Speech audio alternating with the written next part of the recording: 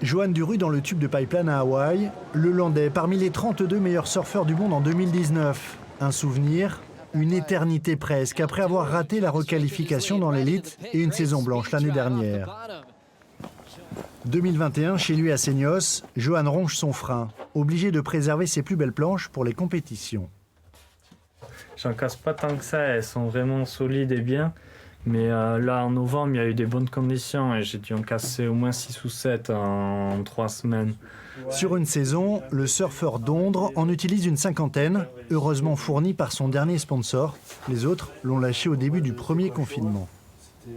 J'ai perdu quasiment tous mes sponsors. J'ai un peu de sous pour faire la saison de cette année, donc je vais vraiment essayer de tout donner pour gazer et gagner des prize money et comme ça, et surtout essayer de me requalifier. Victoire obligatoire donc pour Johan cette année. D'autres trophées devront venir enrichir sa collection pour lui permettre de rebondir. Mais avec un nouveau format de compétition et des épreuves qui s'annulent les unes après les autres, comme la première de la saison au Maroc, pas facile de se préparer. C'est un peu compliqué, à chaque fois on commence à s'entraîner, se remotiver, et il y a une compétition qui s'annule, on s'arrête. Du coup après, parce qu'on ne peut pas s'entraîner un an pour rien, donc on a envie de reprendre.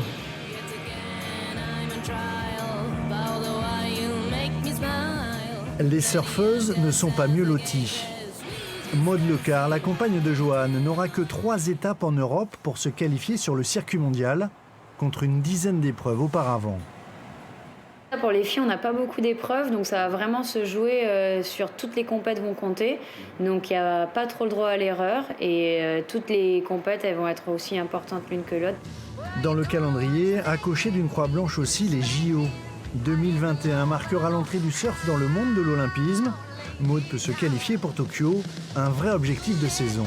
C'est une super opportunité pour le surf, je trouve que c'est un tremplin énorme pour partager notre passion à un plus grand public.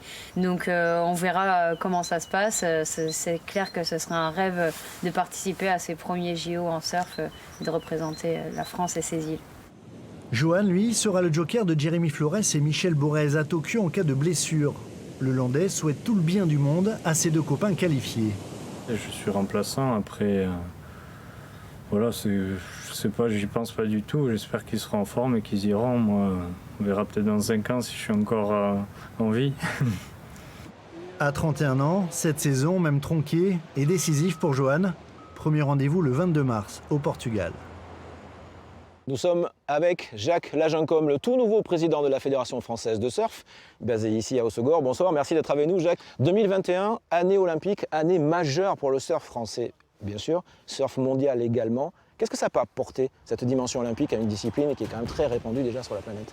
Ce que ça peut apporter, je crois que ça la légitime en tant que sport, déjà. Parce que le surf, c'est une pratique qui peut être en loisir. Je suis l'archétype du surfeur loisir, mais c'est aussi un sport et il faut arrêter de considérer le surf comme un jeu de plage. Il faut vraiment le prendre très au sérieux. C'est un sport de très haut niveau maintenant avec les Jeux Olympiques, et les Jeux Olympiques va être le marqueur. Ça va être le marqueur vraiment de l'entrée du surf en tant que sport. Il y avait bien sûr des championnats du monde, mais aujourd'hui, être olympique, c'est vraiment autre chose. Vous étiez président de la Ligue de Nouvelle-Aquitaine de surf, vous êtes désormais président de la Fédération française, élu au mois de décembre, le 19 décembre. Quelles sont vos priorités? Notre politique, c'est de travailler le surf pour tous, avec des messages clairs vis-à-vis des publics éloignés de la pratique. Je pense au handi, je pense à l'insertion, avec le Bordelais Hassan, de surf insertion. On a un axe fort sur le surf santé qui va se présenter. Et puis bien sûr l'écologie, où là on aura des réponses à apporter, des réponses que nos pratiquants attendent. Il y a beaucoup de pratiquants loisirs aussi. Un des challenges, c'est d'essayer de les attirer dans les clubs. Quand on pratique le surf depuis des années, on sait bien que la relation à la nature, la relation à la plage, la liberté d'expression, tout ça c'est majeur dans le surf. Nous, il se trouve que Surf Fédéral, on pratique à travers des clubs. Et bien sûr qu'on serait ravis d'accueillir le plus possible de pratiquants dans les clubs. C'est encore un petit peu tôt, Jacques Lagincombe, pour en parler des compétitions, notamment celle de la Fédération française. C'est en stand-by, on le sait, à cause de la pandémie. Oui. Vous avez un peu une idée des premières compétitions qui pourraient se dérouler, avril peut-être, par là? Oui, on est en discussion avec la direction technique nationale sur différents schémas de compétition selon la crise sanitaire ou pas.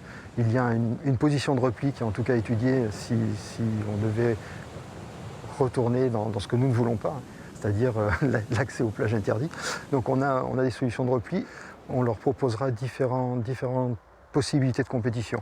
En tout cas, avec une reprise, on l'espère, dès le printemps.